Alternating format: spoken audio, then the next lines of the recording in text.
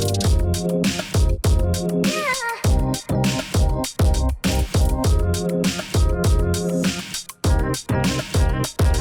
to OmniPixel, everybody. Hello, let's see what the chat was doing.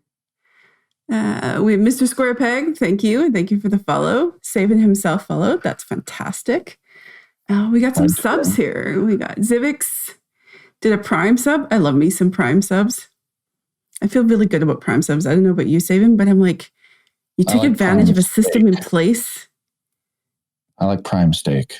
You like Prime steak? Well, you know. I fucking love steak. Thought you were going to have some sushi after this. Boktai gifted some subs. You'll enjoy those. Hey, Shizuki, how you doing? Oh, Mila. Good to see you, Toto. Deli Faye. Nice to see you, Karate. I'm in there. Jewish Turtle is in there. I don't know why I shortened his name, but that's fine.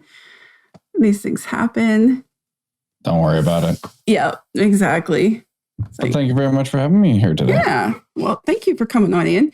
It's been one of those things where it's been a while since I've actually seen you, which is kind of interesting. Yeah. Yeah, you're hiding out, I know. Hey, Ratroy. Ratroy? Ratroy. Ratroy. Thank you. Black Dragon. Oh. I don't know which way I like better. That's a pretty good name. Mila, I'm doing pretty well today. It's actually kind of fun to be on Tree Fog's side of the fence and not my own. So I feel a little fish out of water right now because I'm tempted to press buttons. And I'm like, all right, that won't work. No, the buttons will not work today. I have no power here. Tons of power. Just different kinds. There are many different kinds of power, Sabin. This is the kind of power where you've said yes to be on a stream and just get to sit back and don't have to stress. Oh, no. Okay. Well, then I can do that. There you go. Just relax. We should have got like fans out or something. You could have had like the blowing hair, then the little supermodel thing. Over there. Let's see if I can do it. Oh, not that. Wow. That was an absolute catastrophe. Let's not do that again. Another day. We were just talking about COVID haircuts, and I need that Maybelline. Yeah. And I don't know about you, but I seriously need a trim. Although the bald thing that came up, was that Twitter? I was seeing that today. Or was that in your Discord? I wasn't paying attention to any of the trends today. You posted something, I think today. Mm-hmm. A picture with a lot of things without hair. Oh, well, that we don't talk about that. That's the dark times of my history. Was that Twitter? Yeah, that was Twitter. Yes, okay. I posted a picture of my graduation picture. Yes, I look good in the tux, but I didn't like my hair. I would have had to double take. I was like, if you hadn't said, "Oh, look, no hair," I would have just been like, "Oh, look, someone Sabin knows graduated." I'm also fatter now. I'm actually eating. So, well, maybe healthier is a real thing. So, for those who don't know, I've known Sabin probably 2 years, easily 2 years. Yep, about that. 2 now. Probably passing now with Hype Squad. Yeah, so 2.5. Yeah. And then, and so we've gone to several meetups as part of a Twitch community. And so get to hang out and kind of got to know Sabin a little bit. Friendly guy in person, just like you guys see on stream. So if anyone's ever wondering about that's the case, I asked Sabin to describe what he does and himself. And this is what he said. A variety streamer with an FPS, space sim and RPG focus, furry friendly, LGBT plus advocate, mead maker, gun enthusiast, and cat dad. That is what he said, you all. And I've quoted him because I was like, I love that.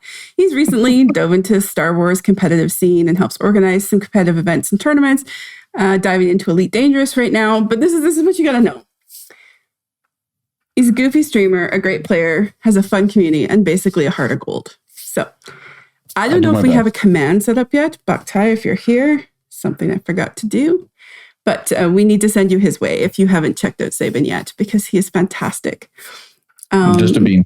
A fantastic bean. I asked in his chat one day how I should embarrass him And he kind of got embarrassed really quickly.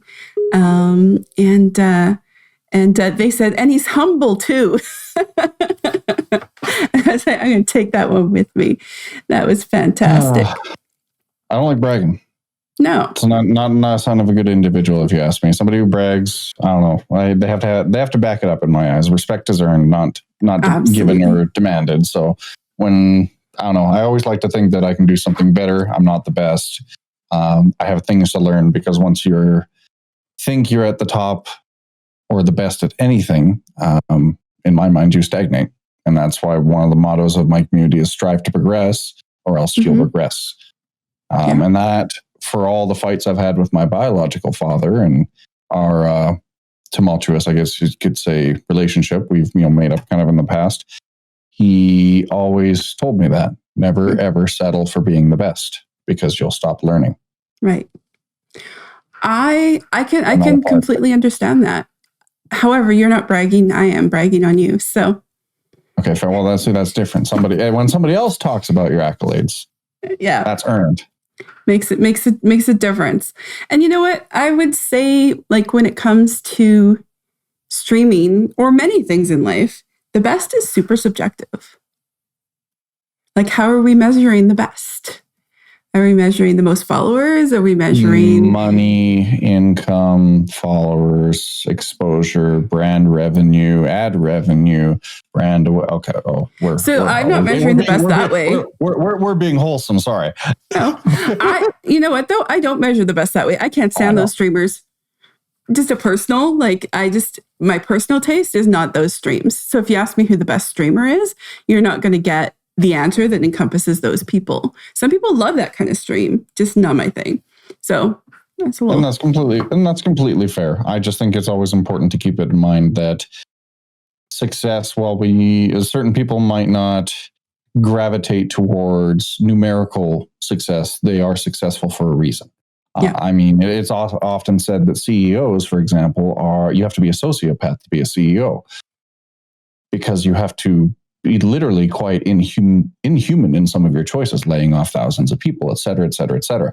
I won't derail on that topic, but those companies, and I won't bring them up on stream, are multi-million, billion, trillion-dollar companies because of that work ethic and so on. Mm-hmm. So that is their measurement of success, and by the world standard as well. Yeah. But you can definitely, like you said, find a diamond in the road. Best is subjective. Absolutely. And we're learning. There's a joke about OmniPixel streams that it's not an OmniPixel stream until something goes wrong. So, I mean, it is coming. At some point, I'll hit a wrong button or something. And that's just, Camera goes out of focus? What? I didn't fix my autofocus. I didn't fix my autofocus, and this camera is terrible. Terrible. You brought it up, and I had to mention it. It's going to get worse than that, Saban. I mean, that's my trademark now. TreeFrog's trademark is something will go wrong. I'll hit a wrong button. The Stream Deck is a dangerous thing in my hands. I quite like it, but sometimes I get a little you should rebrand to Murphy's Frog. Murphy's Frog. That's a pretty good one. There you go. TreeFrog Writer was an accidental branding. Let me tell you. It was completely, I never thought I was going to stream when I made the account. So I joined Twitch actually to watch writing streams. So when TreeFrog was taken, I just added writer to the end and was like, hey, I can do this. And then later I'm like, I have stuff with my name on it. I have stuff with my URL on it now. I don't know if I dare. I had to swap over a few things too. I'm like, do I really want to give out my name on my business email? I get why you did though. So for those who don't know, Saban is spelled like you might think it is. And when Bugtai gets back in here, we're going to ask, that autofocus. We're going to ask him to make sure that there's a link set up, because we do have a command for you. I just don't know if it's set up properly yet. It's Saban, but it used to be, say this for me. Saban I is here. Yes. Now the problem with the I, go ahead, at the front is people want to put an L in front of it all the time on them. I'm Saban Laser. What? Blackery. Who? We'll see. Yeah. Oops, sorry. Heck it, I'm done. Oh, We're swapping the name. Saban, we're good. Don't worry about it. You'll hear me curse before the day is up too. Yes. So I mean, that's something where when you're thinking about branding, right? It's like what speaks to you, but also how much are you willing to correct people, and how much does it get annoying for you and or your followers, and does it make you unfindable? How easy is it for the lowest common denominator to find you? And I will admit, we've checked some background stuff. Suddenly, more people are finding me now that it's just Saban. The first time I had your business card, I think, and I was like, had to do it twice, I think. Yeah, there's an I right there, but I gave up. I also had to wait 2 years for that. There was an inactive account that was using Saban for a long time. So yeah, as an affiliate, if you email Twitch and ask for a username, they kind of just shoo, affiliate, be gone. Yeah. Wait. So there's a few too many of us kicking around, huh? It's just something that they apparently even for Twitch partners, they don't really do that kind of thing. So it's just something I had to wait for. But it's easier to do now. It's easier to brand. It's easier to market. And at the end of the day, Sadie is still me. So Absolutely. So, I mean, I know you primarily as a streamer. There's a few other activities that you do. How did you get into streaming? What was that like? I've liked content creation since, I'd have to go all the way back to Red versus Blue. That would probably be around the time Red versus Blue was big, Newgrounds was huge. This was the age of like Flash and Machinima. So before streaming was even a thing, and when it was just coming out as Justin TV, I wanted to be like Red versus Blue. I made really bad machinimas. I don't know if you guys went that far back in my channel. No, I did not. But I made really bad machinimas with my brothers. We'd come home from school, we'd make our own, and then we'd watch Red versus Blue. And at the time, starting out on YouTube, I didn't realize it at the time, but I was getting into content creation. Right. I also got into Star Citizen back then. I did a radio show called Star Citizen FM. I was known as Dr. Hawk. I got to sit down and interview Chris Roberts, got to fly down to CIG, meet the crew. I nosedived into it heavily. And even after some tumultuous time with, like, I came out, I had a big fight with my dad, all that fun stuff, I kind of sadly gave up. After I met my now ex-partner and talked to a few friends, they said, you're good at this. Why don't you get back into it? I never started it up for money or anything. It was just one of those, I like making stuff. I like putting it on the internet. People leave funny comments, cool. Mm-hmm. And it kind of just snowballed from there. So when I was sat down again and decided to rebrand into what I'm doing now, it was just a continuation of what I was already doing. It, like from a very early age, even as a kid, I was like, I like making videos.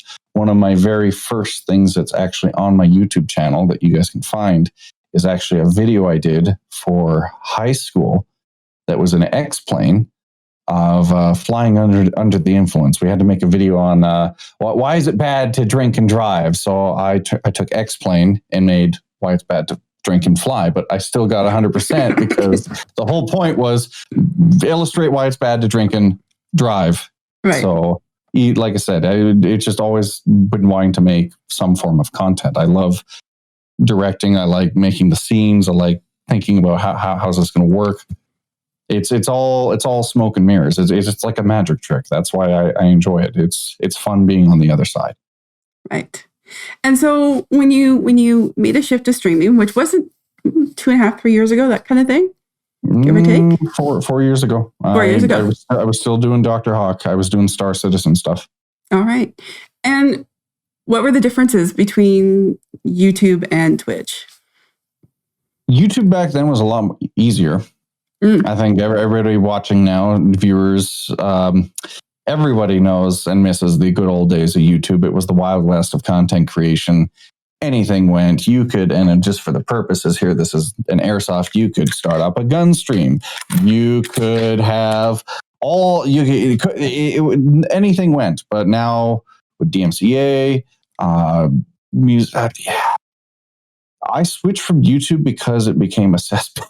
I will just say it out loud.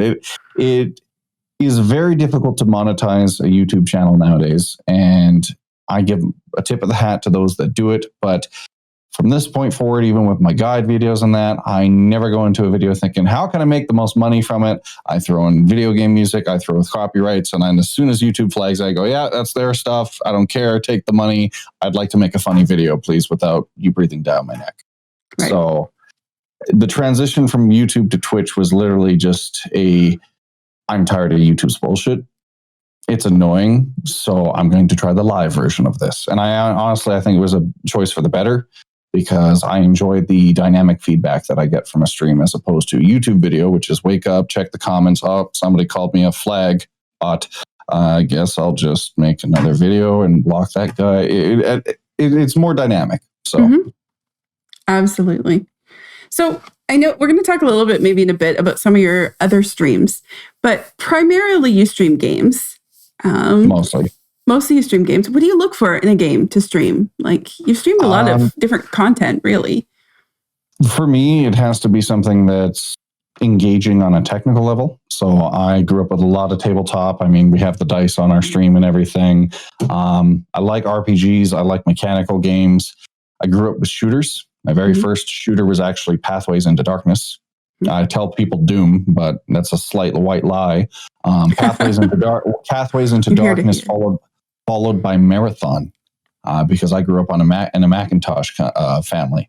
So it was only a few months later, after my dad had started me off on Marathon, that I tried Doom for the first time. And so my love of shooters pretty much was solidified at a very early age. But basically anything calling back to like an arena type shooter, or lately with the realism focus that the media has. Space, grew up with X-Wing versus TIE Fighter, Privateer, a little bit of Wing Commander when I was able to get it to run. But just basically anything complex will catch my interest. Space catches my interest. And if it has a gun, you've already sold me. So yeah. I've noticed you seem to gravitate towards the games with bigger worlds. You've been talking about space, but places to explore. I need a sandbox. Non-linear. Yeah. So without harping on it too much, a lot of people have seen Cyberpunk 2077 come out. I need more than Cyberpunk. To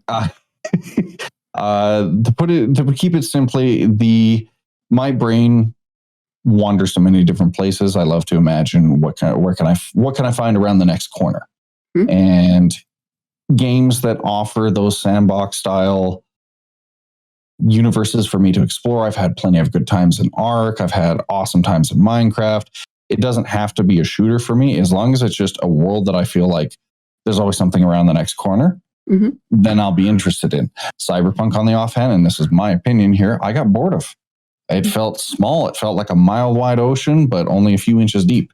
And it doesn't help that I've seen similar architecture and construction of these type of worlds in GTA, in let's say any Ubisoft game. It's things that you pick up from other developers that after you've experienced them once or twice, just don't hold my interest anymore. Like, I have not found a game like Oblivion or Morrowind, and to some extent Skyrim, since those have come out. My last RPG that I felt, this was big, I'm enjoying it, was the DARPs getting me into The Witcher, who had been ragging on me to do that for years, and my ex included.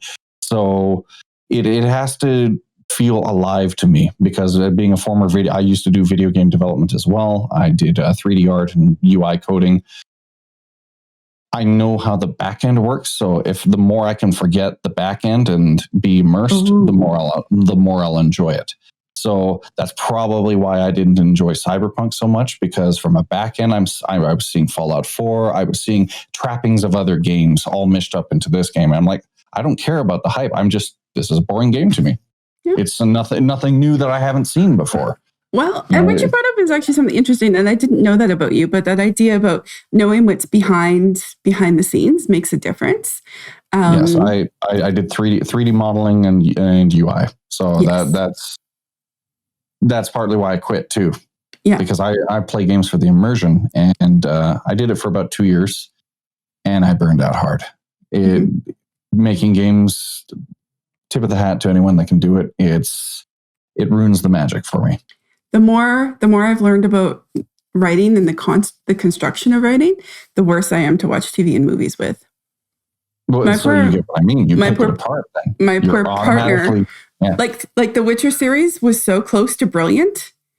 The Witcher Netflix series, I loved it. And I don't really know the game well. I've watched bits and pieces. I find it kind of a fun game to watch, whatever. It's great. But I really enjoyed the series, but some of the choices they made in storytelling just pissed me off. They make zero sense. And I'm like, why did you construct it that way? It's the construction that's getting to me. It's distracting me from the story. I think I had to ask Brass multiple times, what's going on here? Because there was time jumps. And I'm like, poorly done time jumps. But you... And scenes thrown in for no reason. And me being high probably isn't helping. What's going on? Just to clarify, y'all, Saban and I are both Canadian. Yes. Just for TOS purposes. Completely legal where we are. Yeah. Just, because... Also, hi, Brass. We're getting some follows here. We appreciate them. For hello, sure. Skrill. Thank you, Skrill. You talked about this because we talked about always looking for the next thing, but I am curious. What is your goal when you're going? Two questions, I guess. What's your goal when you go into each stream each night? And then what is your overall goal for your streaming? I don't actually base it around the stream. Okay. I try to focus on the games first. I am being more business minded now where I am taking my streams, but honestly, at the end of the day, I still try to view the games as games and not just this is business and stream. So, for example, even tonight, coming home, thinking, if for some reason I was going to stream, I'm thinking about the goals I'm also trying to do in game. I need to do X thing in Elite. Fellow community members also need to do X thing and need money. Other community. So I find that if I focus on the stream part of it, it becomes more business. And then I'm thinking about the business end and I'm not enjoying it. And something I've had to force myself to do of quite a bit is focus on the fun aspect of it. Because if you're not enjoying it, then, well, the audience smells it. And the DARPs have called me out on it before. I tried playing Warframe, and I went in not too long ago, going back into it. I got my roots in Warframe. I couldn't even lie to them. They knew I was not having fun. I think you saw that. Everybody knew that I was literally playing Warframe for stream. I wasn't playing it for me. And I actually don't think I've ever seen you look so annoyed in my life. So you did see that. Yeah, no, very quickly I'm like, I'm grinding again. I fucking hate this. This is Warframe. I am doing the war. All right, bye, Dart. And that's pretty much how it was. I'm like, I can't do this. I'm done. It was either that or you had a bad damn day. Like, I don't know. I'm an occasional visitor to your stream. That was me literally just not having fun and picking it because I thought, this would be a great game to stream. But am I having fun? No. So I focus on, am I having fun? Star Wars Squadrons. Loved Star Wars. Loved X-Wing versus TIE Fighter. Grew up with Rebel Alliance, Rogue Squadron, Rebel Assault. If it had Star Wars on it, my parents probably bought it for me. I mean, I only have TIE Defenders and models sitting around my desk right now. Squadrons, literally a reimagining of my childhood. Elite Dangerous, sandbox space world with space, something I like, and good community things for us to do. So I was trying very hard to recall the name of the space game you were playing like a year ago, and I couldn't come up with it, but it was very much in the same realm. Elite Dangerous? Was that the one? Or is it Hard Space Shipbreaker? I've done a few. Maybe. Yes, you have. Might have been Elite Dangerous though. We've touched Elite a few times. Yeah. That's a thing. Okay, you've said it a couple times now, so I know a lot of people who are here right now are DARPs. I know they are, but some people aren't. Let's see some booties. Yes. So DARPs is what you call community members. Yes. DARPs or beans, either or. Beans. And where did DARP come from? So funny story. I knew I wanted to make a community that was focused on derps. I tend to be competitive minded, but I like to say we attract some pretty wholesome people. Not all of us are competitive. Some of us are pretty derpy. And even starting back in the Dr. Hawk days, I was known as Dr. Hawk to do the occasional derp. Brass, I think, might remember this, but for the longest time, and I don't know why, I have a very bad history with autocorrect. To anyone who's ever seen me in Discord, Twitter, or whatever, the amount of times I pulled a tweet down because I go to type something out in the minus 15 weather and it comes out as, hi, and I tweet it without ever spell checking. I'm like, oh, wow, what a wonderful pile of shit I just tweeted. Derp would constantly come out as DARP. Don't know why. And my artist and I one day, she drew a picture of Saban, the dragon, saying DARP. And I started saying it. I was like, you know what? I like this word. I just started saying it, and it stuck. It's one of those things that you didn't really think about, but now it's part of my brand, and not even just brand, it's me. Like most people associate DARP with Saban and vice versa. So it's even picked up in the furry communities, and other people are like, wait, you're that DARP dragon, right? I'm like, well, it's clearly working. So yeah, it was literally a mistake. It was just me being a derp, taking the derp word and changing a letter. Yep. And I think that's really, when we're talking about streaming as a whole, and kind of people who are here streaming and maybe looking for some ideas about streaming, that finding the things that make your community unique and pulling them out and using them is really, it makes more sense. You could pay someone to come up with a whole persona for you, and it's organic. Yeah, that's the key word. I mean, DARP works for us. People ask, like, what the hell's a DARP? But it's almost cult-like. Sorry, DARPs, but don't drink the Kool-Aid. No, or the mead. It is, well, the mead they can drink, but it is kind of in a way almost cult-like, because you're finding something that your community can resonate with. Like, yes. I mean, we could look at some really big streamers here. I don't know can I bring them up by name? Might not. Okay, then let's not focus on that. But the point being, some of these big streamers have their elements. And some emotes, if we look in chat, or right now, I mean, if I look at like Twitch's global emotes, some of these big emotes are made by streamers, both present and past. One of them I don't mind bringing up because I love the guy, Total Biscuit. Total Biscuit's emote, I can't remember the name of it, is used regularly on my stream. But where is it? I'm trying to find it right now. There it is, the lol emote, that one. That's Total Biscuit right there, if I remember correctly. Right. So, I mean, just like you said, finding those things. And that's both part of your stream and a part of Twitch. And what I think makes it so cool is that these little in-jokes that people who don't watch Twitch or generally associate with Twitch, they're like, what is this? And it pulls them in. They get pulled into the memes. Absolutely. And, I would say that with something like DARP, I mean, you don't have to be totally in on it to get it too when you say it. You show up a stream and you call people, you just say, hey, DARPs, and people respond, and you're like, oh, okay, that's what he calls his community. It's not something that becomes such an in-crowd thing that no one can get in. That just doesn't have the same ring. Yeah. It really doesn't. Plus, what if they're not a dragon? What if they like birds? Yeah. There you go. Exactly. Apparently Squirrel wanted to know where it came from too, so I'm glad we asked that. Yep. I asked that. All right. Tell me about your strengths that you bring to streaming. What do you think was... I think one of the biggest strengths I have when it comes to streaming is my stubbornness. I've been doing this for almost 8 years now, as I mentioned, and it really, like, I've had my bad days. Brass has seen them.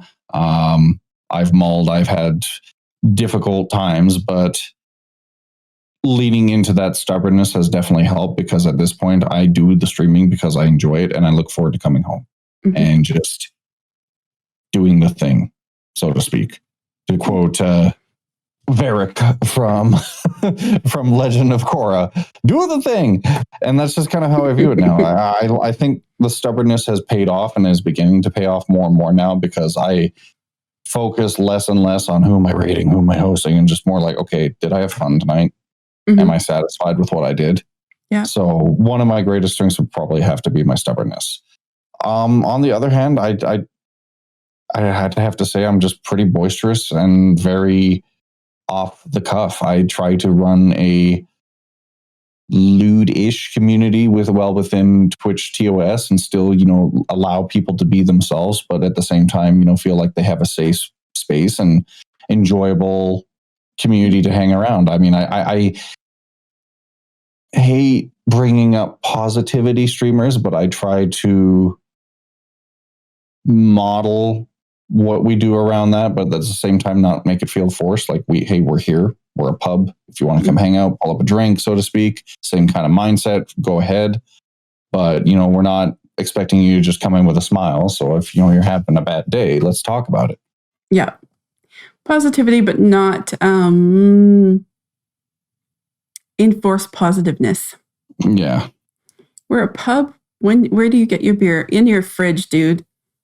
No, Brass, it's all mead now. I mean, you missed out on the ginger mead. That was pretty good. Yeah, I bet. All right, I'm going to ask you something. What have you learned along the way while you've been streaming? What have I learned, or which mistakes have I made and learned from? I mean, learning mistakes, that's pretty parallel language when you think about it. You don't learn much if you're not making mistakes. A lot, and more than I could probably summarize on the stream, but the biggest ones would be, and Brass can take credit for this, is definitely network. And before we carry on with this, there's a big difference between Twitch brand, network, TM, and be a friend. Mm-hmm. Talk to Tree Frog. Ask your friend Skrill how he's doing today. That's networking. That's what most normal human beings do, is just be friends with someone.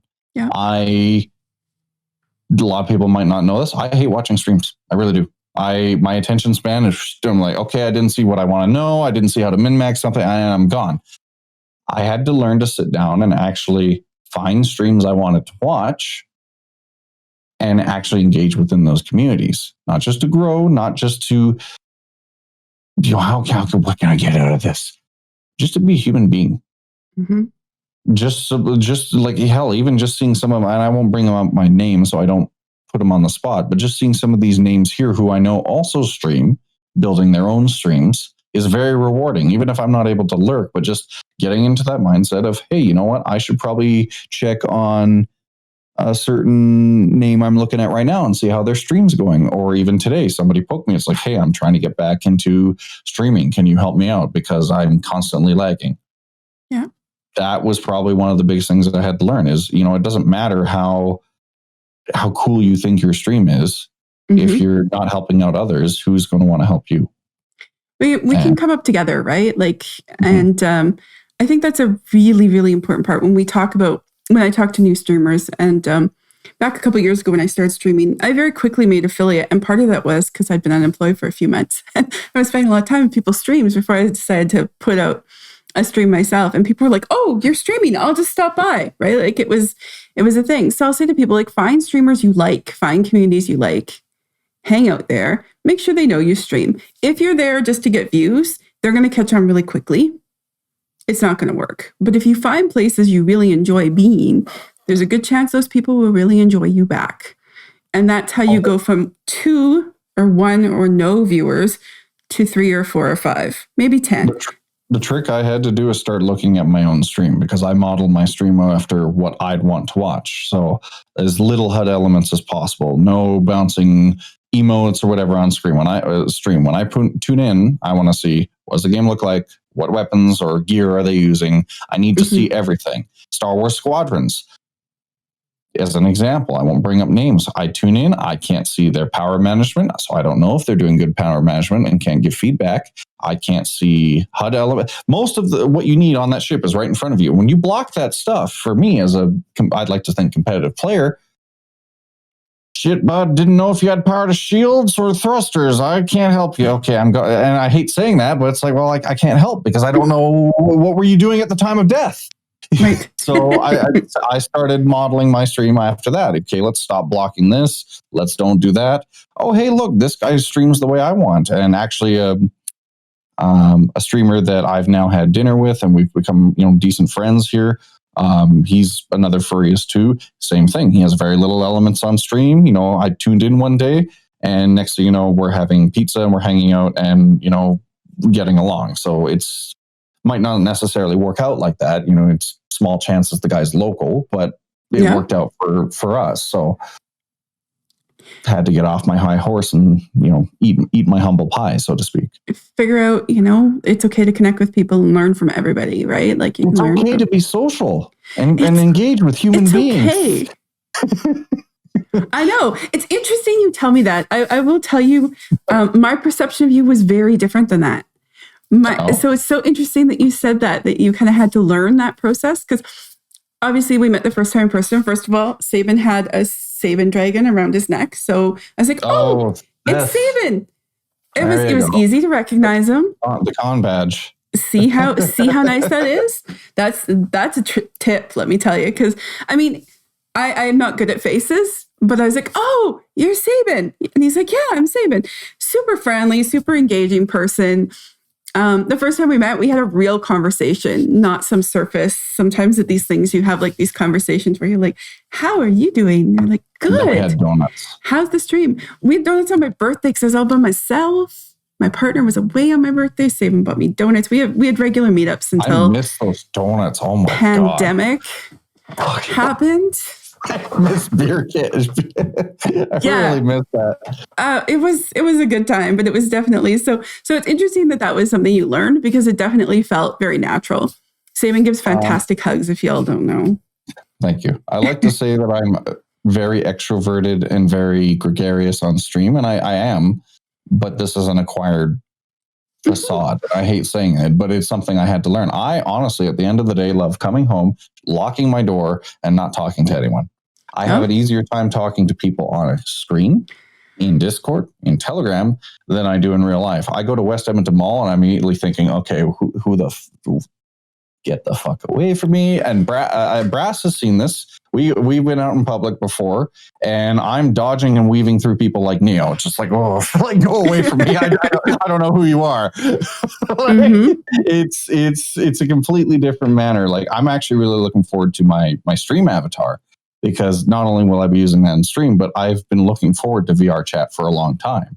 Right. So having, for me, a setting where I can socialize and not have to worry about COVID or stimky people that I don't know in real life is going to be great, because it's all virtual. I don't care.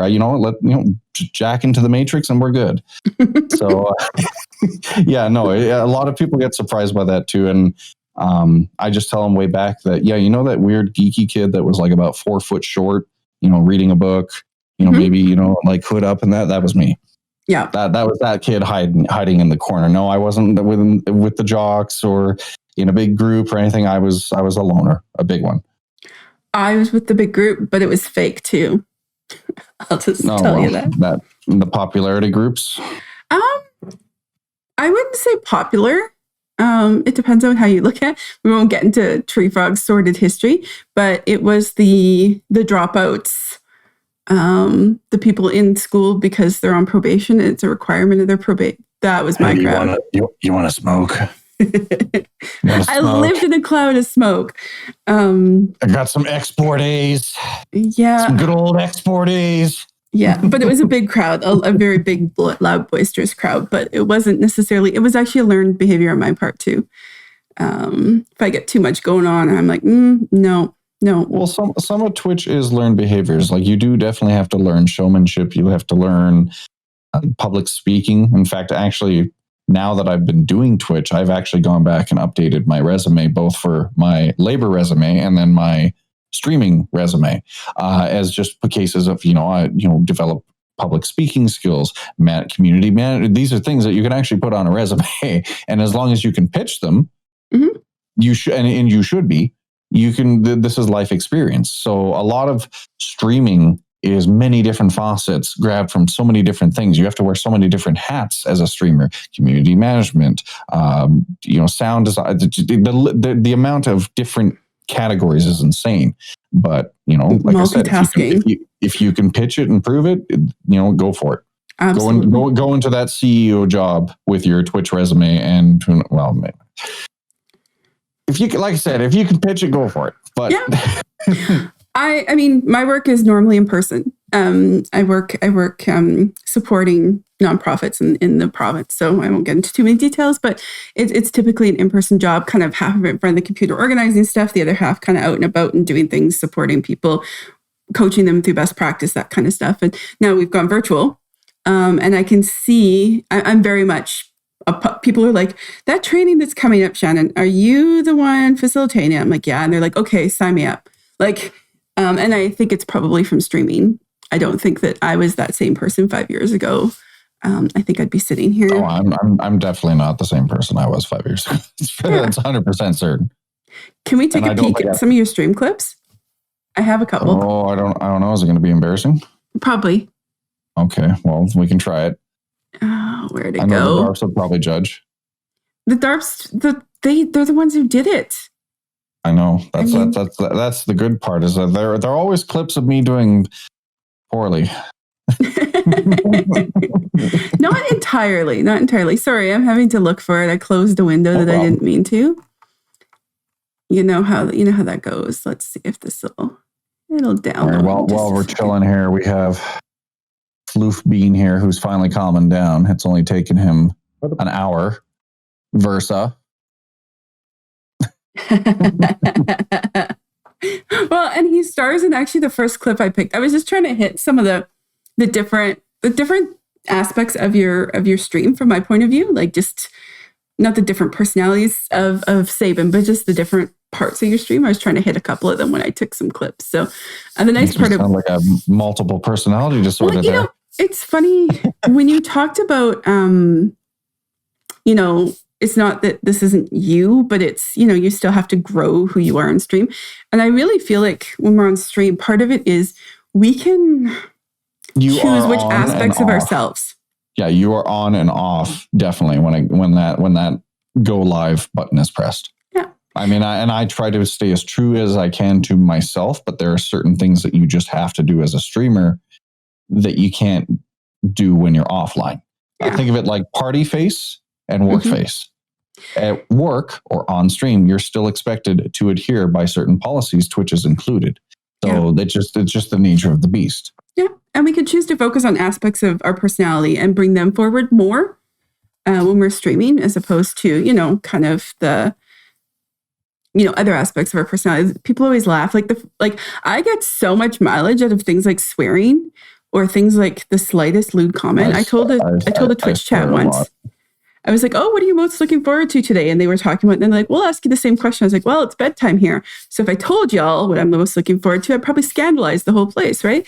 And chat blows up, right? Because that's not usually who my personality, but it's like, guys, I'm a whole person, like a real whole person. I just don't usually say those things. Mood. Yeah. I'm allowed to. All right, let me see. Oh, you find it? I found it. Boy, what we got here? I'm going to make sure. I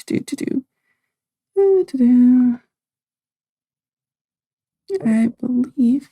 Here we go. I have a feeling it's going to be a cat. Oh my God, how'd I guess? Hello, Versa. He's gotten so big. How'd I drop? Versa, get off the tinfoil. Oh my God. That's why we had to show Versa first. Because you... Why did I put that dude Maybe down that also and might have be him explode? Cyberpunk a whole lot. What? But when people do explode, it is amusing to watch. I think so.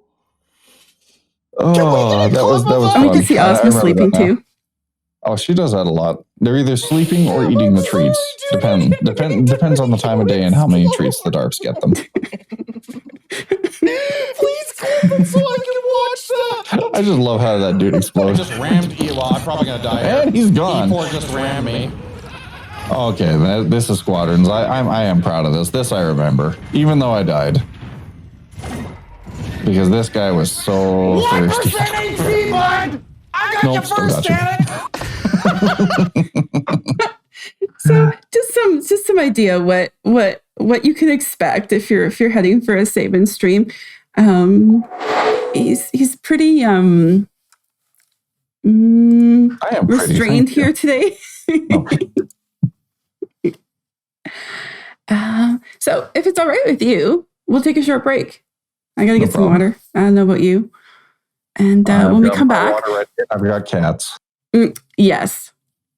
And when we come back, we'll talk a little bit more about the details of like how you've kind of put together your community and that sort of thing. A few other things that you like to do. We haven't even talked about those other streams. And yeah, we'll be back in like 5 minutes, folks. Thank you. Oh, Marco says mic muted for you. So Tree Frog's traditional post-break mess up is now officially, we're four streams into this, and this is the 4th time. So I appreciate that. Marco, is it okay to call you Marco? Marco is a good bean. He catches all the mistakes. I appreciate that. And it's just going to happen now. I've just accepted it. And now that I've accepted it, I can move on. It's a thing. But if someone here is moderating, they want to put exclamation point media in chat so people know where they can find Sabin if they want to find him. It's a thing. Not too hard to find. No. Just follow the DARP noises. Just follow them on the way. Thank you. Thank you, Kosh. Appreciate that. So we were kind of, just before our break, we were talking a lot about in Canada, duh. And we're just come to Canada and start DARPing. That's what you do. Marco just being with the straight fact. Canada. I mean, just start DARPing until you find your way. It's just a tiny country. It's fine. It won't take you too long at all. Okay, well. OmniPixel has a community member whose name is Lazy, who's a pilot. And I said to him, I said, well, now anytime I fly, I'm just going to call Lazy and see if the pilot responds. And he's like, that might not be the best idea. Might not go for that, huh? That's not how you track someone down. Yeah, don't do that. Just don't do it. Absolutely. So following into your question. Yeah, we were talking a little bit about different kinds of streams, and I did want to touch on some of your more unique ones. Sure. I was there once. You were making mead on stream. Yep, we made mead on stream. Yes, and it was like your first time making mead, was it not? On those streams, yes. That was actually the very first attempts that we ever did. That was a cherry mead and a sack mead, or otherwise traditionally known as a sweet mead. So just honey, water, yeast, just to see what happens. Just to see what happens. And so you just thought, hey, I'll stream it. Why not? That was one of the most infuriating setups ever. Yeah. And if I'm ever going to do that again, I'm getting a laptop. I'm getting something that's easily deployed in the kitchen. Hauling out my entire setup and computer was a massive pain in the ass. And that is why there haven't been a lot of mead streams since then. If all those kitchen streamers that figure it out, or how to drink on YouTube, that guy, a proper kitchen or cooking setup is required, because what I was doing was a pain in the butt. Yeah, that was like a MacGyvered one, was it?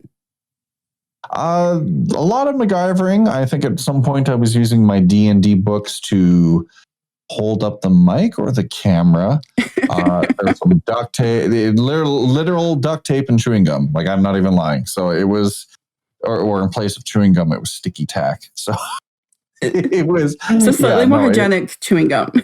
Slightly more hygienic chewing gum. Yes. Hey, Cedra, good to see you. Thanks for tuning in. Yeah. I mean, y'all, if you didn't know that, y'all heard it here. But there's been a few other ones. There was some gun restoration you were doing. Yep. All the firearms are sitting in the vault. It's up to you guys, but we've restored a Soviet SKS from 1941. No, that would be 1950. SKS was so a little later. We restored a Mosin Nagant that will eventually be painted up in Sabin colors, blue, everything. It's going to be a furry trash rifle. And then recently a Mossberg 500 that was picked up from one of my community members. So I've always grown up with firearms as tools. So if I can educate people on them for proper use and not some of the stuff that we see reflected in unfortunate real world events, then I will happily do that. I like doing things beyond the norms. Hell, even as you said, the latest one being, grab it, without breaking it, was a B-Wing from Star Wars. And this, for the longest time, has been my absolute favorite Star Wars craft, more so than the X-Wing. But not a lot of people know about this one. So when people ask, what's your favorite starfighter? I just say an X-Wing. People like it. But kind of like the Canadian club, oh, hey, you're part of the Canadian club. Come back here, and I'll tell you my real nerd favorite ship. So we do a number of things on stream. I've tried to branch into different things that aren't just I play the video game and we killed that scav and he's hecking dead. Chat. So subscribe. Yeah. So kill more USAC. What are the differences? I mean, you talked about the mead stream being difficult to set up. I was watching you do the model stream, and you definitely had more than one camera happening. So there's quite a few technical differences between a gaming stream and kind of a more outside the box stream, maybe. Are there differences in how they feel or how you 100%. Engage? Yeah. The paint and build streams, well, I can't say they were like, the biggest revenue or viewer generating, are definitely more chill. I get to feel more myself. And that being said, it's a different thought process. It's a different flow that you get yourself into. Video games have their own brain state. I mean, there's a whole psychology conversation that can be had about this, but you, in your flow state, are going to behave differently depending on the activity that you're doing. And with the model streams, I definitely felt more off the cuff. It was relaxing. It was enjoyable. The mead was exciting because it's something new and we get to make booze, but it's not going to be booze right now because we've got to wait 6 months. But it's still fun. So gun stream is like, I don't want to kill myself, but at the same time, I want to make sure I properly teach people here. So I'm going to do research for the next 2 months, make sure I do this properly. And, oh, hey, I actually built a functioning firearm. Thank Christ. They're all different mindsets. So absolutely. It was pretty fun. I have to say the model stream definitely felt like we were sitting at the kitchen table with you.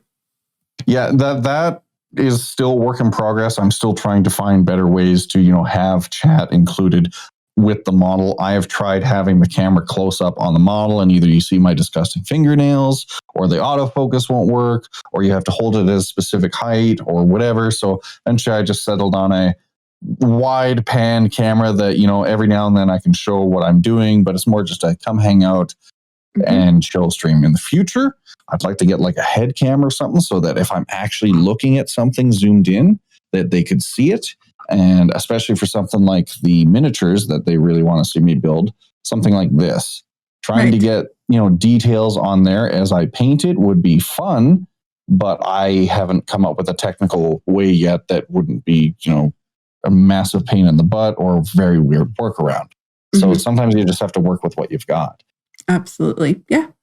And I think it's interesting that I don't think everyone thinks through. That's a lot of thinking. The differences between different kinds of streams, Or thinks of the consequences. But remember, consequences are good or bad. Absolutely. But if you're doing a cooking stream, are you prepared for the mess, the stickiness, the little bits of food that will end up in, you guessed it, your keyboard or whatever record? Like, it's just an example. The firearm stream. Oh, done. I suddenly have chemicals on my hands. Viewers want to give cats treats. This is gun oil. This will kill them. I cannot give them. It's just so things like that where it's like you have to think about those little things. It's not just you're sitting there playing Apex now. Yes. So I mean, Ozma and Versa have been part of your streams. I mean, Versa's still a baby. Versa's new, but yes, been part of your streams for quite a while. What did they add to your stream? Ozma and Versa, honestly, are probably two of my best friends. Like I have had animals in my life for a long time. That's why we have the animals tag. Well, it's also it's a furry thing, and I can explain that later. So remind me. But I've had some form of animals in my life for a long time. In fact, when I was with Brass, I think that was the longest I've been without an animal. In fact, I think I remember the way it went one day is text Brass coming home with cat. That's it. No, there was no conversation beforehand. Just, by the way, I'm adopting a cat. And the way I go about with animals is that animals choose you. In the very same way that Harry Potter famously said, the wand chooses you, Harry. Ozma came up to me, she wouldn't leave me alone. And in the same way, if an animal gets along with me, I will get along with it. So they're for me, not having my companions, not just pets, on stream is a sin to me. Mm-hmm. They are just as much a part of me as I am part of them. Mm-hmm. So I, for the longest time, was very dead set on getting an Ozma cam or something back when I was starting out, because I'm like, why wouldn't I have my cat present? You know, they're just chilling out, and hell, even now they know that when I'm in this room, in this chair, that I am relaxed, I am myself. Yeah, look at you, look at you. Aww. But they've picked up on my vibes. Animals feed heavily on vibes, and they know if you're chill and you're relaxed, that they'll do the same with you. So what do they add to my stream? I don't think it's what do they add to my stream. It's just what part of me is reflected by them on my stream is a better thing to say. They're part of me, and I love them to pieces. Mm-hmm. If it was a dog, I'd find a way to do a dog bed. If I still had my falcon, same thing. I would have found a way to build a mew or a roost for him so he could chill out on stream. So, in fact, rest his soul, I really wish Issa was still here, because I'm pretty sure he would have loved it. So, one day. Your kitty Kovu would beg to differ. Well, Cedra, you'd have to tell me about Kovu. I was talking a little bit. I have a cat, and some people don't know that, because she's actually not my cat. And I think this maybe goes a little bit back to what you're saying, Sabin. I brought her home. She was orphaned, and she was in a rescue, and I really adored her. But she's definitely my husband's cat. Then my son.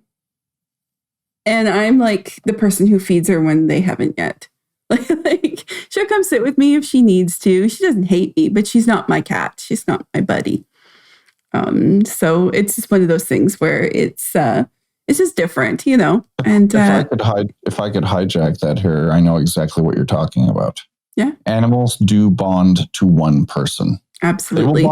They will form relationships with many. Mm-hmm. I learned this growing up in a family of 4 brothers, myself included, that they will definitely get along. Like, they know you're part of the blood, but they will pick one. Animals bond more often than not with one person. Issa, my falcon, was very much the same way. My mom was the one who bonded with all the animals. You know, we got along with the pets, but, you know, they were her babies. She got really upset that when we did bring this falcon home, that this falcon would not get along with her. It would bite her face. It would bite her hands. And he was an American kestrel. So for those who don't know, you can Google it, or we can get a mod to put it in chat. American kestrel is slightly larger than a robin. So out of the blue, I had these pair of Kevlar gloves. And I'm like, you know what? I have an idea. So I put on these Kevlar gloves, brought them upstairs, put them, made sure he didn't feel enclosed or threatened. I just started putting my hand near him. I didn't threaten like, oh, I'm going to get you, just slowly. Mm-hmm. And at first, he'd run away or try to fly away. He had a broken wing. But eventually he'd just start biting. He's like, oh, I'm going to bite. I didn't recoil, didn't do anything. And obviously wearing gloves helps too. After a time, he just stopped biting. He just stand there, just sort of, I don't like you. Still don't like you. Mm-hmm. And one day when I went and held up my hand and put down my finger, he hopped on. And that was the point where we bonded. And my mom was furious. She was so jealous. She was like, I can't believe the falcon bonded with you. And it's just a thing. And like, it's to digress from that huge story there. But what we were saying, some animals just might not like you. The wand chooses the wizard, and pets choose their owner. And there's nothing you can do to force that. Absolutely. And that's why I hate people that go about and like buy animals. And I sound hypocritical as I just bought a Maine Coon, but every pet I've ever had has chosen me in some form, versus the very first time that, okay, I'm going to risk it. We'll see if the pet likes me. He loves me. The moment the breeder handed him to me, he immediately had at the time gone down my shirt and just snugged. I'm like, okay, well, he feels safe. So, and he's like, and she was like, wow, I didn't expect that. I'm like, I didn't either. You've been here 30 seconds. So, this is your cat. So this cat is apparently fine with me, but yeah, no, 100% animals pick you. You cannot force that. 100%. I've been on stream where I've noticed that sometimes they're a little distracting. In one of the clips First, they get off the tinfoil in the middle of something. Oh yeah, no, he's not afraid of it at all. Ozma hates tinfoil. He's just like crunch, crunch, crunch, crunch. I have a feeling if I gave him bubble wrap, we'd be in trouble. Yeah. Yeah. And so are there any kind of distractions from stream or times where you wish they weren't in the room with you? It's mostly them, and this is a consequence. As I said, consider the consequences of what you're doing. A consequence I choose to accept because I like to be as real and personable with my viewers as I can. Obviously, there is a facade, but I try to keep that facade as tiny as possible. Even if I magically someday got pestily number of viewers at 163,000 viewers, I would still try to be as real as I can, as opposed to, and today, ladies and gentlemen, we're giving away a gift sub to Cedra because this is my facade and I'm being so plastic. It's having chaos in your stream is not a bad thing when sometimes it's a cat or something alive and real that makes it more relatable for a viewer to be like, oh, my cat does that too. Not just today the clouds are going to be slightly cloudy and we're going to have a high of 23 and a low of 10. You sound like a freaking news broadcaster then. So yeah, no, they do just detract from the streams sometimes. And I mean, Versa, so far I have caught him 3 or 4 feet up the green screen. Like he has actually climbed the green screen. I'm like, oh my God. And the chat can't see because he's on the other side, like Spider-Man, I'm like, what the, stop it. And so it's a thing, but I knew it going in that, cats are going to cat. So I accept this. The only other distractions that might be from stream are just real world events that you can't really control. Net going out. I don't know, COVID-19, just things. Yeah. That whole thing about never work with kids or pets. And you've done both. For some of your charity streams, you had a child. You had a child co-streaming. Well, we can't call Mabel a child. No? Not after what she went through. I mean, she's also 13 now of last I. Okay. Yeah. So she is a teenager now, but even at her age when we did that and growing up with Mabel, for anyone not familiar, you can Google Spider Mabel, Alberta, if you need a Google reference. But my cousin was diagnosed with lymphomatic, I can't remember, leukemia. I always get the specific wrong at 1, if I remember. So worst kind of leukemia to get for a kid, easiest to treat, however. So it's one of those, got to deal with it quick or you're dead. Right. She's been in remission since then. So that being said, cancer does a number to a child's psyche. Yeah. So I do not look at Mabel as a child anymore, or even a teenager, because her maturity level has exceeded even streamers that I know to date who are much older than her. Yeah. In terms of maturity and cognition and knowing where she is in the world. And it's terrifying and sad, but amazing at the same time. The only downside is that, and I don't mean this in a negative way, her intelligence and social development have suffered because she's been surrounded by adults her entire life, doctors, nurses, etc., and hasn't been able to grow up with other kids her age. So she's kind of a misfit when she's in her own age group, which sucks. Yeah. But how could she be in her own age group when she's a literal, I'll say it, fucking survivor? So yeah. She said right to a kid's face at the time, I remember 4 or 5, and she was 6 or 7 herself on a stage in Edmonton, kids coming up, oh, Mabel, asking questions about cancer, whatever. And one of these kids came up and was like, can I be Spider-Man? She goes up, again, 6 or 7. I want you guys to remember this, chat. Kid walking up on a big stage, cameras, CTV, whatever. Well, you got to get cancer first. Mabel, whoa, slow down. Let's not crush this kid's dreams here. Just flat out. It's like, but that's what I mean. It just, don't work with kids, don't work with pets. Yeah, but at the same time, there's a benefit to working with a cancer survival and, your own family members. So I really, really look up to Mabel for that. So I don't regret it at all. So just to give you guys a little bit of background is Mabel, it was her Make-A-Wish, right? Yes, the Make-A-Wish She Foundation. wanted to be Spider-Man, so they made her Spider-Mabel. Spider Mabel. This year they actually did come out with the premiere of her film. I don't know if you saw that, but her film is out now. You guys can watch it. I still got. You know what? There we go. I know what we can do for a dark movie night. We watch Spider Mabel's film. There you go. I gotta find a way to get a copy of that from my aunt. So that would be pretty cool. And so at least twice that I'm aware of, she's been on streams, right? To support Make-A-Wish. She was on one of my very first charity streams when I started getting into charity work. And then she reappeared for obviously the Edmonton Make-A-Wish campaign that we did with Calgary, which blew my expectations out of the water.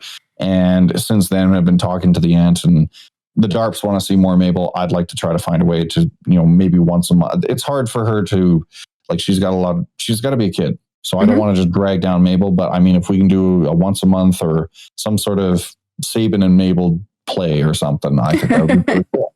Yeah, it would be. It would be. So the charity has been something you've done pretty regularly over your streaming, right? Charity events. Stack Up, Make-A-Wish. We've done a number now. Yeah, absolutely. And I guess, I mean, I can imagine what you get from those or how those came to be, but I'm curious if you have any thoughts on them that. What specifically do you mean? What they add to your stream or how you feel about doing them or, I got into charity work because it feels like it's one of the very few things when I do a stream that I have agency on the world. Mm-hmm. So I often get very upset, and I've mentioned this before. I'm very self-critical. I'm very judgmental of myself. I don't actually have a very high self-esteem, contrary to what many people think. I tear myself down a lot, and I'm not saying do this. By the way, don't do this. Don't be like me, because I've had to be kinder and kinder to myself over the years. And one of the things that I wanted to do when I was streaming is it's really easy as a streamer to be like, oh, cool, donate money to me. Give me this. I need subs. But I end up feeling guilty then because it's like, okay, cool. I got a bunch of stuff. Meanwhile, I look at family members or just even the news. In fact, you being a local probably remember, what was that one kid that needed that $2.3 million medicine for, it was like an MS thing. But for those not aware, child in Alberta here, very rare genetic condition. The medicine to fix him, $2.3 million. And it's like, what the hell? In Canada, mind you, like this is we have healthcare, we have our awesome stuff. So I'm thinking, wow, maybe I should do something to help with that, just as an extension. Charity work for me is I have an audience. I have potentially thousands of viewers, some who might not actually ever interact. And that's fine. But maybe they'll be like, oh, yeah, I saw this random dude, he's trying to help veterans or something like that. Maybe that'll snowball into another conversation. Be like, yeah, we should really help out or do something about that instead of I bought a bike. Mm-hmm. Yeah. I don't know. I feel like I never have enough agency on the world. It's easy to get pulled down by the negativity that we read about on a day-to-day basis. Absolutely. And when Black Lives Matter and other stuff, I really wanted to do something for Black Lives Matter. We were doing the Make-A-Wish and that around the time that was happening.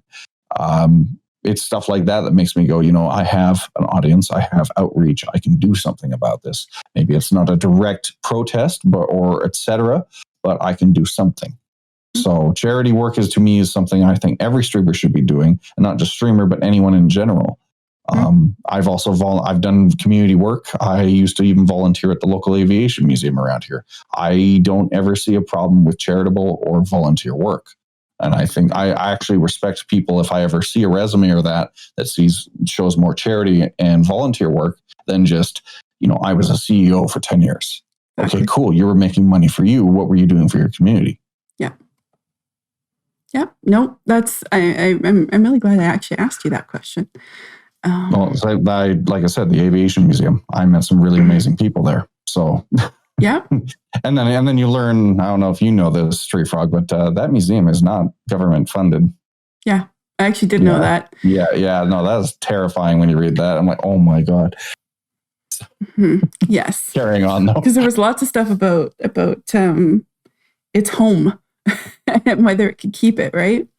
No, that's a permanent building. They can't get rid of that. That hangar is an actual permanent building. So they can bulldoze that runway. They can't get rid of that hangar. So fantastic. You have a pretty distinct visual and community stream identity. We've talked a little bit about it. We do have some pictures that I thought we'd have a quick look at that Sabin provided me with. I don't know. Have you? I am still showing bops. Well, you know what? The boobs is a good thing. Cat. I don't think anyone is ever going to complain with cat boobs. I got to get off the tinfoil. Oh my god. There we go. That's a dirg. Sorry, took me a second. Okay. Yes, I'm gonna go back to the beginning of this because there's Sabin artwork. That's Sabin artwork. Yeah. So these are some of the things you have going on for your stream. I have both of them running. Stop it. Oh, now you really borked it. I did. Good job. We got the tree frog. We got it. We got it. We had to. The more things you put up. So this is, I really appreciate you sharing this. This was some of your original concept art, right? Yes, that was way too long ago. I don't remember. Those pictures there, that was a digital, and then there was the pencil one there from before. So yeah, Sabin has been around for a long time before I even knew what furries were. Right. Absolutely. And so, I mean, you've talked about being I'm looking over there. That's terrible, but it's because I'm looking at your artwork too at the same time. Talking about being an advocate for the furry community, and what does that mean for you as far as your stream goes? I know not everybody meshes well with the furry identity. I find it's only in the last few years that it's become more and more commonly accepted. I hid it for the longest time. I was afraid of it, obviously, because I Dr. Hawk, different personas, different branding, etc. My attachment to the furry fandom, and not just so much furries, but just fantasy as a whole, was originally through Dungeons and Dragons. My parents had a very hard time getting me to read, like at all. So some of the first books I also started reading was Harry Potter, Lord of the Rings, The Hobbit, Dragon Riders of Pern. Combined with my interest at the time getting into D&D and that, I started like those sketches you saw there, just sketching up my own versions. I also went through a really big superhero binge when I was a kid. So these dragon creatures were literally just superheroes mixed with dragons. Right. They all had their own unique power. They could do something cool. Very Mary Sue, very, very, very kid-like. And only in my teenager years, I kind of, found out, oh, hey, furries are a thing. Let's keep this on the down low from my, Catholic parents. But once you get, once I started integrating with the community, talking with them, like, this is no different than like a biker group, a goth club, or a gun crew, or a chess club. Like furries to me are just another clique, another group that you can hang out with and identify with. And absolutely. I've always viewed my dragons as just like I said with tabletop extensions of my personality. Sabin started off again as a D&D character in a way that I just wrote up one day and turned into a dragon. Versa, the other one that was there, same thing. It's just it's another form of role play for me, and especially with the internet providing anonymity and the ability to use any alias you want. I mean, right now I am Sabin. I am a human being on screen, but when I'm perusing the forums or whatever, I'm going to be a damn dragon. Why not? I don't want to be boring works at a lumberyard Luke. I'm going to be a damn dragon, because why not? It's just, to me, a form of role play, and I find it really fun and amusing. When I'm sitting there, go ahead. You have no idea how glad I am that you didn't ask me to call you Luke through this whole stream. Oh, that's okay. Don't worry. It wouldn't have happened. I'm so used to calling people calling me Sabin. It's not an issue. But when it came to rebranding, it was around the time of Dr. Hawk that I realized that, this isn't working, because I was forcing it. I was trying to have, this professional persona, blah, blah, blah, blah, blah. Okay, I have thousands of dollars worth of furry art. Why am I not using this? Right. And not just lewd stuff, whatever. I don't mind admitting I'm a self-admitted deviant. I love my stuff. I absolutely support people being proactive, safe practicing, lewd members of society for the purposes of Twitch. We're all human, like yourself said. Like You're allowed to enjoy that part of the fandom. But on the flip side, I'm sitting there, like I said, I have all this art. Why am I not using it? This is technically brand level stuff. Saban is me. I am him, that kind of thing. But at the same time, what am I doing? I'm not using this. So it just became I'm going to use my Derg. I'm going to use the Derg and it's going to become a thing.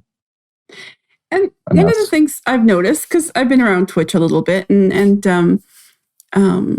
is that you have a community, and you identify as, being furry friendly, as being, but at the same time, not exclusionary. And was that a conscious choice? Is that something you've very deliberately? Forgive me, you mean like exclude as in all accepting? Yeah, well, I've been in some furry communities where clearly the fact that I'm not... I actually don't know. I'm going to have to Google that one. I've never heard of exclusionary. Exclusionary means excluding people. So... Oh, okay. Yeah, no. Yeah. No. The big goal I had right from the beginning with my stream was not just furries. Okay, so I did grow up Catholic and Christian. We switched denominations so many times. My family, it's not even funny. That being said, we did also operate by the golden rule in my household. Do unto others as you unto them. Like, to treat others with the same respect that you want. Mm-hmm. I don't care if somebody comes into my Discord and doesn't have a fox as their profile picture. If they've got, the Punisher, and I check in their profile picture, they're rocking there, and they've got their like SIG P226 or whatever. I'm not going to assume this is some alt-right dude. Maybe he just really likes Punisher and is a gun advocate like me. Mm-hmm. And you know what? I have met people like that who turns out they're not crazy people. They just have facets of their personality that they really enjoy in the same way that I love my dragons. So why should I judge them any differently? I don't care if they're a furry. I don't care if they're a redneck. I especially don't care if they're a serviceman, because we support our veterans. We have a large amount of veterans and active duty personnel within the community. I want everyone to feel welcome in the same way that when I rolled up to Edmonton Twitch and walked up to you or Bex or anyone else, I was met with a smile. Mm-hmm. And that's all I think a community should be. So just because I have established myself as a furry streamer or primarily furry streamer, I don't want anyone else like yourself or Bex or hell, even Anton or Pestily or big streamers showing up and be like, wow, I don't feel too comfy here. You're never going to cater to everyone, but I can at least make it comfortable.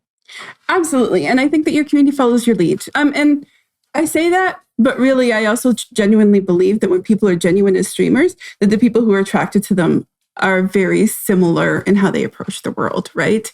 So I think, you encourage that, but also I think you also attract like-minded people, not just in terms of the communities you're part of, but just in terms of the acceptance. Even Star Wars Squadrons, we've had a few faces pop in, and I've had DMs are like, hey, is it okay that I'm here? I'm like, dude, you talk about whatever you want.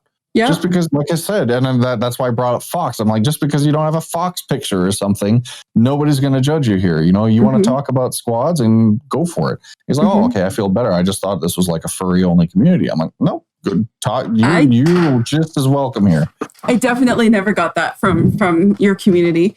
However, I do show up with a frog, so but it's a whole different story. I really appreciate that. Were there things... So, I really want to talk about this. I don't want to end with it, although I did leave it till pretty close to the end, so that was silly. It's okay. Have you dealt with... the reality is I believe you stream with the LGBTQIA plus tag most of the time. It has not ever left my channel, I think.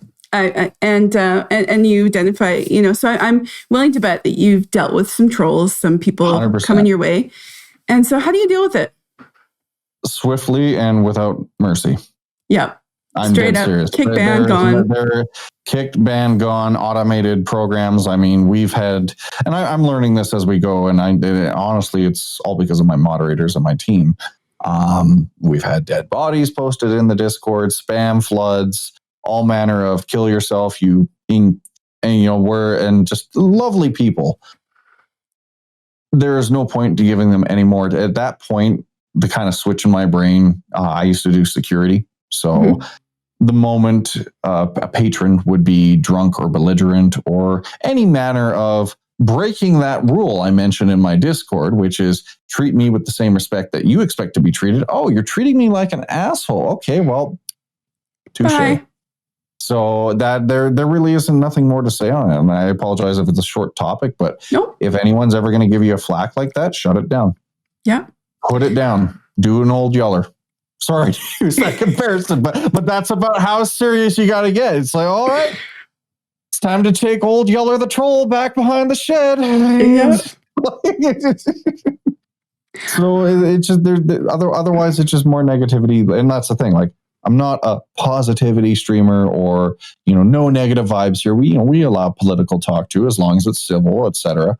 But that's the thing. Once you break that one main rule, you've lost the respect in my eyes. It's like, oh, you want to call somebody the F word or the N word or whatever? Oh, that sucks, bud. I mean, it doesn't matter how long you've been here, but you did in my eyes. You joined the Sith. Off you go. That's all I have to say about that. That's fantastic. You did bring up something, though, that I didn't even really think about. I mean, I think about it every day as a streamer, but I didn't really think about the importance of a mod team. Yes, 100%. You are nothing without your team. I cannot say that I have half, if not even 3/4 of what I have now as a streamer, if it weren't for some of my mods, both past and present, who some I miss, they move on, they do all their own stuff. But like any pet or bird that I have ever raised, if they love you, they'll come back. And if you love them, support them in what they do.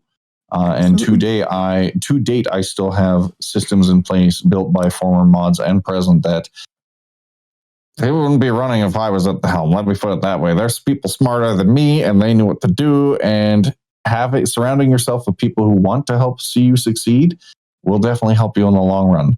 One of my recent moderators who has come in, and we literally call her Metrics Mom now, because as much as I hate it, now that I've started, having more and more successful streams, and okay, maybe I should pay attention because these games are doing well for me. She, on the other hand, is absolute Metrics Mom. She's like, okay, so you peaked here, you got this, you need to focus on this, and that's good, because this is something that a year ago or two I would be like, oh fuck, DARPs at everyone. What should I play today? I'm bored. As we're now, it's like, okay, this is working for you. Destiny wasn't working for you. Maybe don't play Destiny. Chat doesn't want to watch you grind for 100 hours trying to get a spare rations, because you're not going to get it. So right, having that mod team is there to help you out, provide support, and also give you tough love when you need it is definitely valuable. And you should be taking the criticism and tips that they provide, because you don't know everything, and they might see something that you don't. Even something as simple as, like Marco did earlier. Marco being a mod would be like, hey, Tree Frog, your mic's off. So there you go. It's a very your stream is made by your mods, and those people are also going to be the ones welcoming, your new members. They're going to be setting the tone for your chat. When a new viewer is lurking, being like, I don't know if I want to hit that follow button. Just might even, if they say something, the mod be like, oh, hey, thanks for the contribution there. Welcome to the stream. That's a huge part right there. Absolutely. Think of it like the Walmart greeter. It's an unrecognized job, but somebody has that job and they set the tone. I try to be nice to the Walmart greeters, because you know what, they don't have to be there, but they are. Yeah. So treat them with respect. And I think that you've brought up some really important points about, and I've talked to streamers about this before, is your mod isn't always your best friend. They don't have to be. It's not even necessarily, ideally, it's not even necessarily your most loyal viewer, because those people may not have the skills or the temperament you're looking for in a mod. It's not that they're not good. Not all my mods are on my stream. Some of them are Discord mods. Some of them are Telegram mods. Some of them just sit there, and when I have a technical problem, I go, and okay, here you go. But they don't want nothing part of the live stuff. Right. That's okay. Yeah. You don't need to expect every mod to be present, firearms ready, locked and loaded. We're starting now at 6. Why aren't all 13 moderators in my stream right now? Well, now you just have a stream full of swords. And any new viewer coming in is be like, whoa, that's a lot of mods. What's going on here? so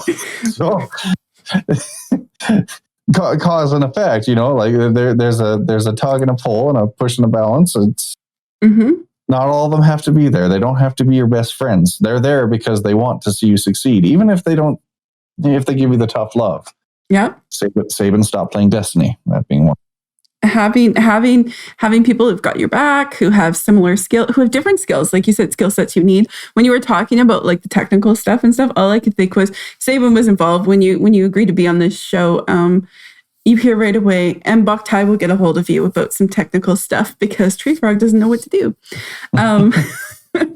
So I mean, those are important parts, right? I sound better on this stream than I do on my own because of that. So it is important too. Filters. Brass bugged me about that a lot. Yeah. Oh, hi. What's up? Okay, some point. So you asked earlier, do cats detract from stream? Oh, he wants to be held. It's okay, there you go. Let me move the mic so I can properly pet you. There you go. But that's yes, mods right. help. Absolutely. 100% they do. All right. Guess you're happy now, aren't you? Oh, what's up? You're vocal today. You just want to say hi to stream too, don't you? Also, love your pets. If they want attention, you are their world. Mm-hmm. So give them the love. Absolutely. Right? Is there anything else I can answer for you today? That's what I was just going to ask. I was going to go over to chat, see if they have any more questions for you. I know you're a pretty open book, but guys, we've talked about a lot of stuff today. It seems like we can maybe get them to talk about things maybe he hasn't talked about before if you're interested. That's just like that. You're done? Okay. That's a cat for you. Quick pet charge. Yes. Absolutely. Anything else you want to add? I mean, we've been talking about all kinds of stuff. Oh, go ahead. I always wanted to ask, but joining a team, or did you plot on making your own team? Are you asking? Okay, Retro. I'm not sure about the term there. I always wanted to ask, but joining a team, or did you plot on? Are you asking if Saban's ever thought about joining a stream team, or if he'd like to make his own sometime? I've been part of stream teams before for the purposes of anonymity and just respect. I've been part of stream teams. I've left them.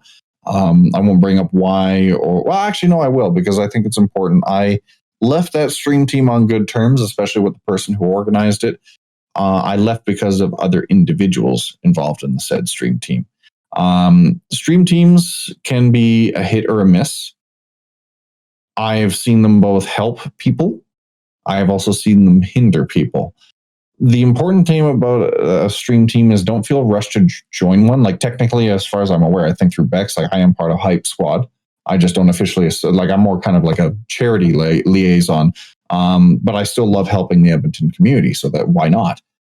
Finding a stream team that you resonate with, like the reason, for example, like I've applied to Wild Abandon. Okay, they're all free streamers, most of them. I'm pretty sure most of them are all furries. They do charity work. I've watched them do Extra Life, all manner of different charities. So 2 things right off the bat I support. 3, one of the people, as I mentioned, I've had dinner with. He's a good friend. I mingle with them.